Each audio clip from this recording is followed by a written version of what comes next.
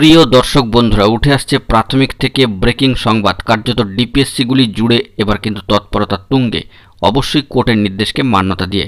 এই ভিডিওর মধ্যে সবটাই তথ্য তুলে ধরার চেষ্টা করছি, গুরুত্বপূর্ণ সিরিয়াস টপিক, তাই আর্জেন্ট ভিত্তিতে এই ভিডিওটা আপনাদের জন্য ক্রিয়েট করতেই হচ্ছে। ভিডিওটিকে সম্পূর্ণ শেষ পর্যন্ত শুনে নিয়ে বোঝবার চেষ্টা করবেন, ভিডিওটিকে শেষ পর্যন্ত দেখে নেবেন। চ্যানেলটিকে এখনই সাবস্ক্রাইব করে নিয়ে সঙ্গে থাকবেন। চলুন কথাবার্তা না বাড়িয়ে আমরা আলোচনার মধ্যে প্রবেশ করে যাই। অত্যন্ত গুরুত্বপূর্ণ ম্যাটার বন্ধুরা, প্রাথমিকের ক্ষেত্রে ব্রেকিং সংবাদ আবারও কার্যত ডিপিএসসিগুলি জুড়ে এবার কিন্তু চূড়ান্ত তৎপরতা তুঙ্গে। Back to back phase by ফেজে বিভিন্ন ডিপিএসসি থেকে, অর্থাৎ জেলা ডিপিএসসি থেকে কোর্টের নির্দেশকে মান্যতা দিয়ে গুরুত্বপূর্ণ নোটিফিকেশান প্রকাশিত হচ্ছে। এই নোটিফিকেশান একদিনেও অনেক ক্ষেত্রে প্রকাশিত হয়েছে, আবার ধাপে ধাপে প্রকাশিত হচ্ছে বিভিন্ন জেলা ডিপিএসসি জুড়ে। তো সেই দিক থেকে অন স্ক্রিনে আপনারা দেখতে পাচ্ছেন যে অফিস অব দি নর্থ চব্বিশ Pargana district primary school council, অর্থাৎ ডিপিএসসি নর্থ চব্বিশ পরগনার ক্ষেত্রে আবারও কিন্তু সেই নোটিফিকেশান প্রকাশিত হয়েছে এবং টোটালি এর সাবজেক্টটাই হচ্ছে যে training of untrained primary teachers. অবশ্যই এটি কিন্তু ইন সার্ভিস ম্যাটার।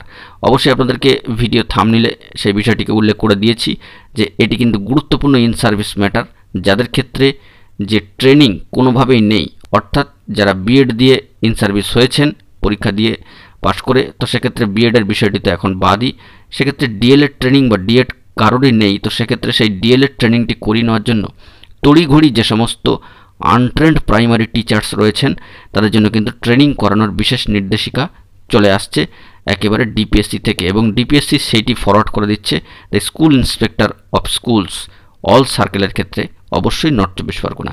ইতিমধ্যে আমরা মালদা এবং হাওড়া জেলার কথা উল্লেখ করেছি, কার্যত নর্থ চব্বিশ পরগনার ক্ষেত্রেও কিন্তু সেটা লাগু হচ্ছে। ইতিমধ্যে কোন জেলায় কত এমনই আনট্রেন্ড প্রাইমারি টিচার্সরা রয়েছেন সেটাও কিন্তু তথ্য পরিসংখ্যানের নিরিখে খতিয়ে আপনাদের মাঝখানে তুলে ধরার চেষ্টা করেছিলাম। তো সেই দিক থেকে দেখুন, কোর্টের অর্ডারকে মান্যতা দিয়ে সম্মানীয় বিচারপতি রাজাশেখর মান্থা মহাশয়ের একটি গুরুত্বপূর্ণ কোর্ট অর্ডার 20/6/2024 যেটা পাস্ট হয়েছে, সেই অর্ডারকে মান্যতা দিয়ে যে সমস্ত প্রাথমিকের ক্ষেত্রে আনট্রেন্ড প্রাইমারি টিচার্সরা রয়েছেন, যাদের কোনো অর্থেই ট্রেনিং নেই, তাদেরকে কিন্তু ইন সার্ভিস এবং তাদেরকে ট্রেনিং করিয়ে নেওয়ার জন্য, অর্থাৎ ডিএলএড ট্রেনিংটি দ্রুত করিয়ে নেওয়ার জন্য কিন্তু এই বিভিন্ন তথ্যাদি ফরওয়ার্ড করার কথা বলা হচ্ছে 4/7/2024 মধ্যে। একটু লেট আপডেট দিলাম, ইতিমধ্যেই বেশ কিছু ডিপিএসসির খবর আপডেট আপনাদেরকে প্রোভাইড করে দিয়েছি। তো সেক্ষেত্রে যারা প্রাথমিকের ক্ষেত্রে একেবারেই আনট্রেন্ড রয়েছেন, প্রাইমারি টিচার্স ইন সার্ভিস রয়েছেন, তাদের ক্ষেত্রে ট্রেনিং করিয়ে নেওয়ার জন্য কিন্তু এবার জোর তৎপরতা শুরু হয়ে গিয়েছে জেলা ডিপিএসসি থেকে।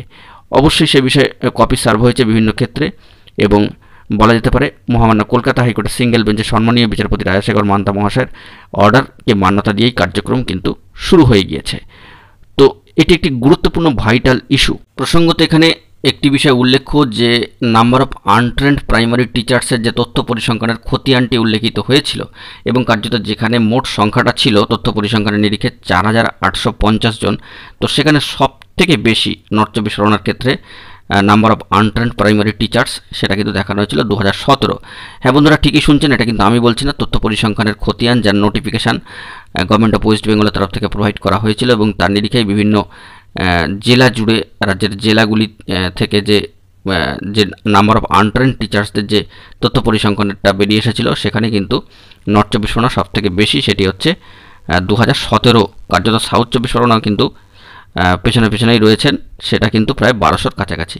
তবে হয়তো নর্থ চব্বিশ পরগনা জেলা ডিপিএসসির গুরুত্বপূর্ণ নোটিফিকেশান প্রাথমিকের ক্ষেত্রে ইন সার্ভিস কিন্তু আনট্রেন্ড প্রাইমারি টিচার যারা রয়েছেন, যাদের কোনোভাবেই কিন্তু ডিএলএড ট্রেনিংটি করানো নেই, তাদের জন্য জোর তৎপরতা এবার কিন্তু তুঙ্গে উঠল, এবং ডিপিএসসির গুরুত্বপূর্ণ সদর্থক পদক্ষেপ বলা যেতে পারে মহামান্য কলকাতা হাইকোর্টের সিঙ্গেল বেঞ্চের নির্দেশকে মান্যতা দিয়ে, যেটি পাস হয়েছিল 20/6/2024। অবশ্যই এই বিষয়ে আপনারা কিন্তু একটু খোঁজখবর রাখার চেষ্টা করুন। আমরা যতটুকু পারলাম তথ্য দিয়ে প্রোভাইড করবার চেষ্টা করলাম। এখন এই পর্যন্তই। গুরুত্বপূর্ণ আপডেটগুলি পাওয়ার জন্য অবশ্যই এখনই চ্যানেলটিকে সাবস্ক্রাইব করে সঙ্গে থাকুন। ধন্যবাদ।